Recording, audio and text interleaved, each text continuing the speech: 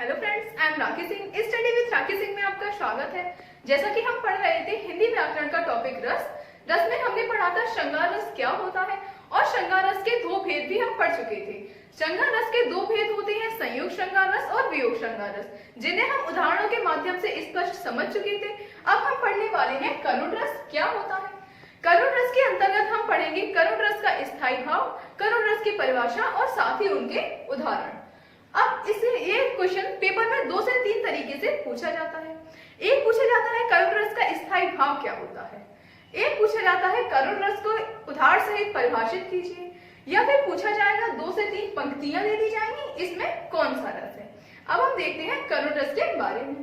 करुण रस का स्थायी भाव क्या होता है। करुण रस जैसा कि नाम से ही स्पष्ट हो रहा है, करुणा यानी कि दुख। करुण रस का स्थायी भाव होता है शोक। अब इसकी परिभाषा आती है, जैसा कि नाम से स्पष्ट हो रहा है, करुणा यानी कि किसी काव्य को पढ़ने से, सुनने से या देखने से जब मन में करुणा का भाव आता है उसे हम करुण रस कहते हैं।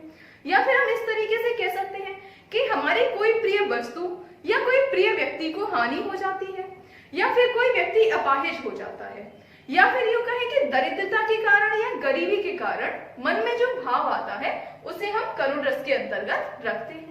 या फिर हम इसकी एक परिभाषा और लिख सकते हैं, जैसे करुण रस का स्थायी भाव है शोक।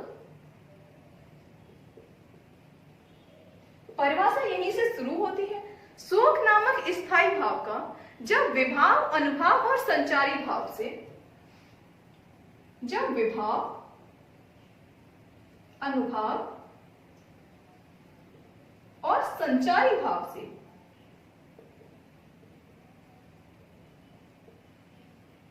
संयोग होता है तो करुण रस की उत्पत्ति होती है।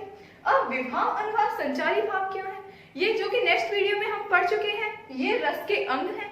जो भी स्टूडेंट आज न्यू ज्वाइन हुआ है वो डिस्क्रिप्शन में लिंक दी गई है, वहां से जाके प्रीवियस क्लास ज्वाइन कर सकता है। ओके, देखते हैं शोक यानी कि शोक का मतलब क्या होता है। शोक मतलब हमारी कोई प्रिय वस्तु या प्रिय व्यक्ति जो कि हमसे हमेशा के लिए दूर हो जाता है।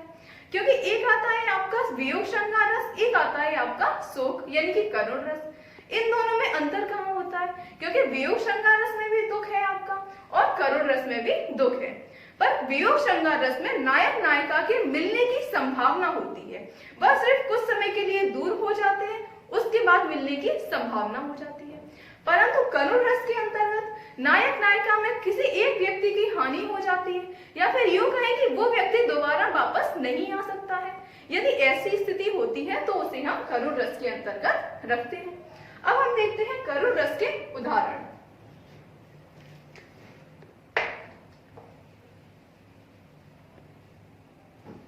जैसा कि पहला उदाहरण दिया गया है, प्रिय पति वह मेरा प्राण प्यारा कहाँ है, दुख जल निधि में डूबी का सहारा कहाँ है। यह घटना उस समय की है जब अभिमन्यु की मृत्यु हो जाती है, और अभिमन्यु की मृत्यु हो जाती है तो अभिमन्यु की मां अर्जुन से पूछती है, यानी कि अपने पति से पूछती है कि हे प्रिय पति मेरा प्राण प्यारा कहाँ है, यानी कि प्राण प्यारा मतलब मेरा पुत्र कहाँ है। दुख जल निधि में डूबी का सहारा कहाँ है, कि मैं इतने दुख में डूबी हुई है, मेरा सहारा कहाँ है। नखमुख जिसका देखकर लो आज जी सकी हूँ, मतलब कि उनका कहना है कि आज तक हम जिसे देखकर जी रहे थे वह हृदय हमारा, यानी कि हमारा हृदय, वह नैन का तारा यानी कि आंखों का तारा कहाँ है।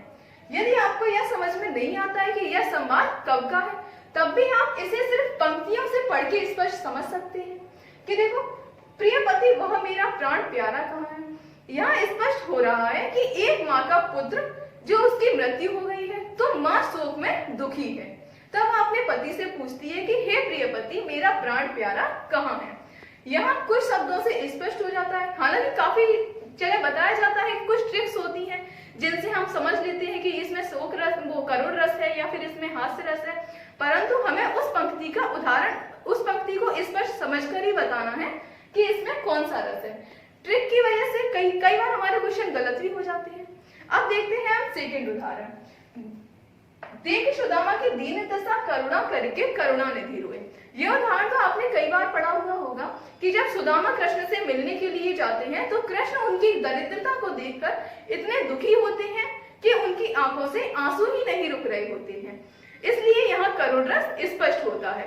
अब देखते हैं, देख सुदामा की दीन दशा यानी कि दरिद्रता की दशा।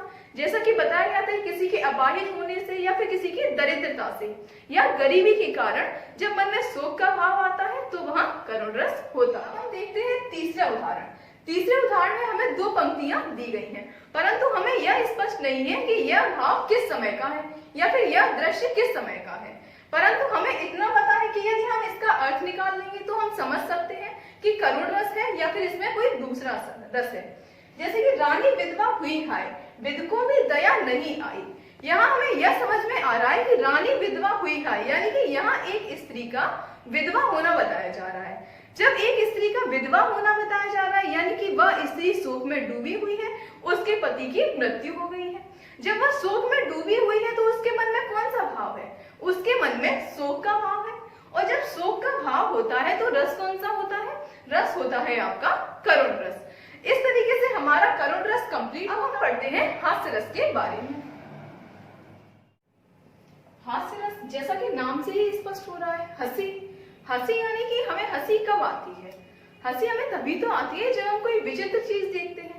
और हास्य रस पढ़ रहे हैं तो हमें अपने आप को थोड़ा हंसी के माहौल में भी लाना पड़ेगा, तभी हमें हास्य रस समझ में आएगा। हंसी आती है जब हम कोई विचित्र व्यक्ति की वेशभूषा देखते हैं या फिर हम उसका कोई विचित्र पहनावा देखते हैं या फिर हम देखते हैं कि उसकी क्रियाएं बड़ी ही विचित्र हैं। जैसे कि हम एक जोकर का उदाहरण ले लेते हैं। जोकर की क्रियाएं देखकर हमें हंसी आती है, इसलिए वहां कौन सा रस होता है? हास्य रस। और हास्य रस का स्थायी भाव क्या होता है? हंसी या फिर यूं कहें हास। हास इसका स्थायी भाव होता है। किसी व्यक्ति की विचित्र वेशभूषा देखकर या फिर किसी काव्य को पढ़ने, सुनने या देखने से मन में हंसी का भाव आता है, उसे हम हास्य रस कहते हैं। या फिर इसकी एक परिभाषा स्थायी भाव से भी बनती है। हास्य नामक स्थायी भाव का जब विभाव, अनुभाव और व्यभिचारी भाव से संयोग होता है तो हास्य रस की व्युत्पत्ति होती है। अब हम देखते हैं हास्य रस के उदाहरण। और किसी भी रस का उदाहरण होता है उसे हम अर्थ निकाल कर ही कह सकते हैं कि यह हास्य रस है या यह करुण रस है। जैसे कि पहला उदाहरण है, आप पहला उदाहरण पहले खुद से पढ़ के देखिए और समझिए इसमें कौन सा रस समझ आ रहा है। जैसे कि विंध्यति वासी उदासी। यदि आप यहाँ ये देखें कि उदास लिखा हुआ है यानी कि कोई शोक में डूबा हुआ है, तो यानी कि आपका आंसर गलत हो जाएगा, क्योंकि उदासी तो करुण रस का होता है, परंतु ये उदाहरण तो हास्य रस के लिखे गए हैं। अब इसका हम अर्थ निकाल कर देखते हैं। विंध्य के वासी उदासी, तपोव्रत धारी महाविनु नारी दुखारे। विंध्य के जो वासी हैं वो उदास हैं और वे बड़ी ही तपव्रत धारण करने वाले हैं। तपोव्रत धारी यानी कि व्रत को धारण करने वाले हैं, परंतु वो उदास किस लिए है? महाविनु नारी, बिना नारी के उदास हैं। मतलब कि पहले तो एक तपोव्रत धारी यानी कि सन्यासी व्यक्ति है और वह बिना नारी के उदास हो रहा है, बल्कि सन्यासी व्यक्ति को स्त्री से या गृहस्थ जीवन से कुछ करना ही नहीं होता है। अब आगे की कहानी देखते हैं। गौतमी तियतरे तुलसी सोई कथा सुनि भे मुनि व्रत सुखारे। उन्होंने सुना होता है तुलसी के द्वारा कि गौतम की जो पत्नी थी अहिल्या राम के स्पर्श पाकर स्त्री बन जाती हैं। तो वो सोचते हैं कि हम तो विंध्य पर्वत पर रह रहे हैं, यहाँ तो सभी पत्थर ही पत्थर है। अब जब सभी पत्थर हैं तो भगवान राम यहाँ आएंगे तो सभी स्त्रियां बन जाएंगी। यानी कि है शिला सब चंद्रमुखी पर से पद्मंजन कंद तिहारी, कि तुम्हारे पैर पड़ने से, भगवान श्री राम के पैर यहाँ पड़ने से सभी जो शिलाएं हैं वो चंद्रमुखी बन जाएंगी, बल्कि वास्तविक जीवन में ऐसा कहीं नहीं होता है। इस तरीके से यहाँ हास्य रस की व्युत्पत्ति होती है। अब देखते हैं दूसरा उदाहरण। जैसा कि बोला गया था, विचित्र वेशभूषा, विचित्र प्रतिक्रियाएं। सिर होठ मोठ पर चुटिया थी लहराती। कोई भी एक व्यक्ति है जिसके सिर पर चुटिया लहरा रही है। तोंद थी, तोंद लटक कर पैरों तक छू जाती, उसकी तोंद पैरों तक छू रही है। जब मटक मटक कर चले हंसी भी भारी, हो गए देख लोटपोट नर नारी। यानी कि कोई एक व्यक्ति स्टेज पे या फिर यूं कहें कि कोई एक प्रतिक्रिया कर रहा है जिसमें उसकी जो चोटी है वो हिल रही है, उसकी तोंद पैरों तक जा रही है, तो उसे देख के वास्तविक जीवन में कहीं ना कहीं हंसी आती है, इसलिए वहां हास्य रस है। अब देखते हैं तीसरा उदाहरण। तीसरा उदाहरण आप लोग खुद से समझ के देखिए, उसके बाद फिर हम अर्थ बताते हैं उसका। बुरे समय को देखकर गंजा तू क्यों रोए, किसी भी हाल में तेरा बाल न बांका होए। इसका उदाहरण, इसका अर्थ आप खुद से करके देखिए पहले। अब यहाँ उदाहरण में दिया गया है बुरे समय को देखकर, यानी कि किसी का समय बुरा चल रहा है, गंजा तू क्यों रोए, और कोई व्यक्ति रो रहा है। यदि हमने ये सोचा कि बुरा समय चल रहा है, कोई व्यक्ति रो रहा है, तो यहाँ करुण रस होगा, परंतु जब हम इसका अर्थ निकालते हैं तो यहाँ करुण रस होता ही नहीं है। बुरे समय को देखकर गंजा तू क्यों रोए, एक गंजे व्यक्ति से कहा जा रहा है कि बुरे समय को देखकर तुम क्यों रो रहे हो, किसी भी हाल में तेरा बाल न बांका होए, कि कुछ भी हाल हो जाए तेरे तो बाल जाने वाले नहीं है, क्योंकि तेरे बाल तो पहले से है ही नहीं।